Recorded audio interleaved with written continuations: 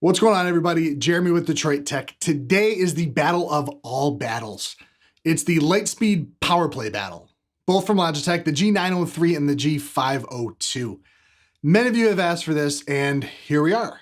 The loser has nothing happened to them except just shame, but the winner moves on to the next round and faces the Corsair Dark Core wireless mouse. Round one, fight! Now let's get started. Of course, we'll put links in the description below if you're interested in purchasing any of these products and supporting the channel so we can, buy more of these things. A quick note as we get started, we're comparing the G903 Lightspeed with the 12K DPI sensor. We know there is a 16K version, but this is what we had on hand. And I really think it's safe to assume that the two mice from the same company with the same sensor, if you put the 16K here, because this is that, would work basically the same. So we're going with other aspects of the mouses. Let's start with ergonomics. The 502 has just like the perfect fit for my hands. I have relatively small hands. I can't palm a basketball. I mean, I can like barely palm a soccer ball if I'm being like truly honest with myself, but the 502 fits my hand perfectly. The back of it is rounded just enough to fill up my palm, so I feel like I have a good grip on it. Has a great thumb rest with just like slightly textured rubber to help you keep your grip. The pinky side doesn't really have a great place to like put your pinky, though you do have the textured rubber on this side is nice. I do feel my pinky kind of slide along the mouse pad at times. It's also only for right-handed people. Like left hand just will 100% not work. The 903, however, is an ambidextrous mouse. It has symmetrical body, so even you southpaws won't really have any issues. However, this comes at the expense of a nice place to rest your thumb. There's no rubber on the sides, but it is a soft touch plastic. Doesn't hinder your grip at all. The big thing, at least for me, is the palm area doesn't quite fill my hand as well as the 502.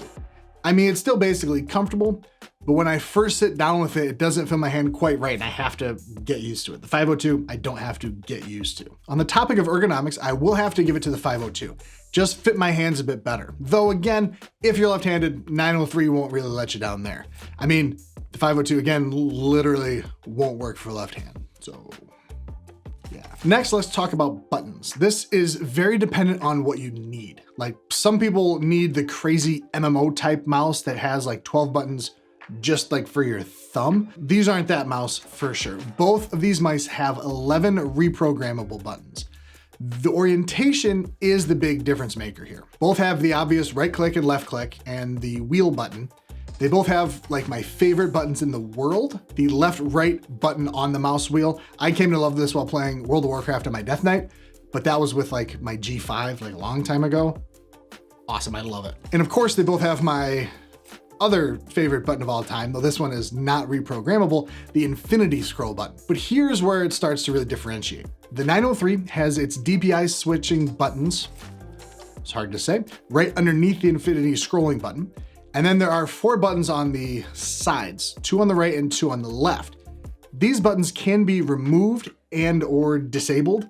This way a left-handed person will never lose, kind of that standard forward and back buttons by your thumb while browsing. This does or can, I guess, pose a bit of a problem. Let's say you're right-handed, like me, and want to use all 11 buttons. You can like keep the buttons on the right side, but then it's really hard to press the buttons like with your pinky or ring finger.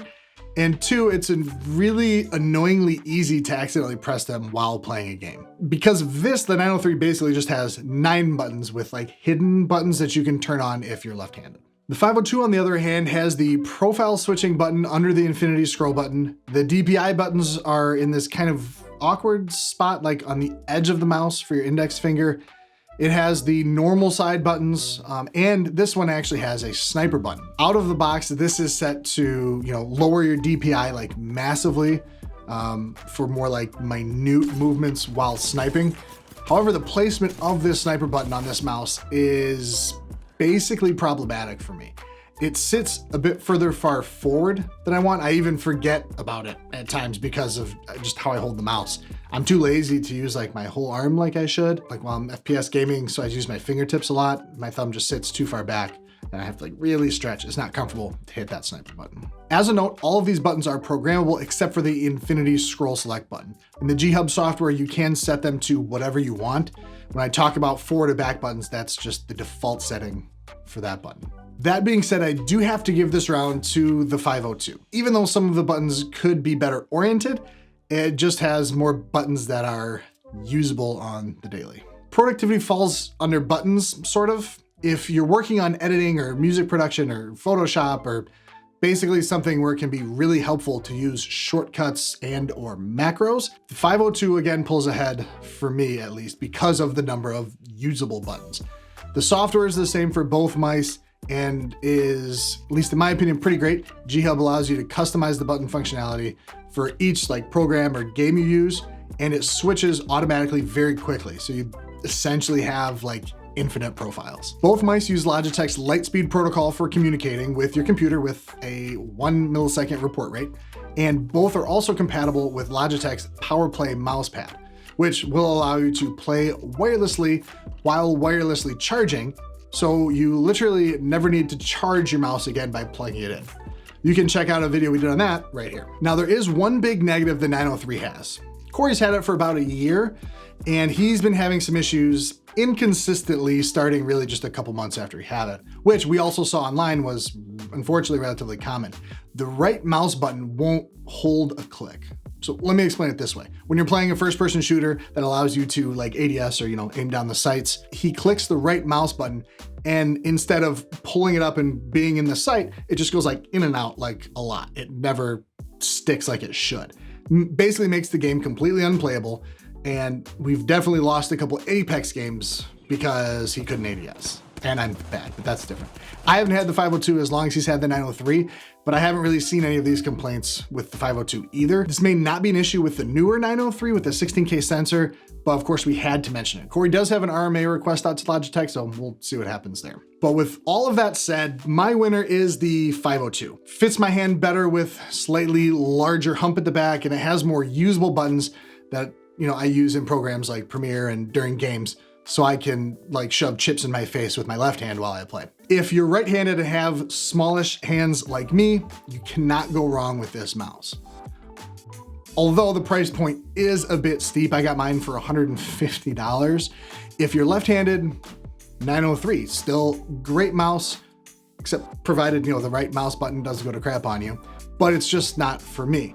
And if you're a little strapped for cash and can't drop $130 or whatever, if you get the 12K sensor version that Corey has, since they came out with the 16K Hero sensor, you can find the 12K sensor version for like under $100, closer to 85. And I'll put links in the description for you to check that out. But for now, the 502 advances to the next round to face off with the Corsair Dark Core wireless mouse to see which wireless mouse you should be using. Thanks for watching, everybody. If this video was helpful, hit the thumbs up and subscribe. If you refuse to even think about wireless gaming mice, feel free to hit the thumbs down, but I ask you, what are you really downvoting? Maybe it's time for some serious self-searching. Either way, let us know in the comments below what mouse you prefer, and we'll catch you in the next one.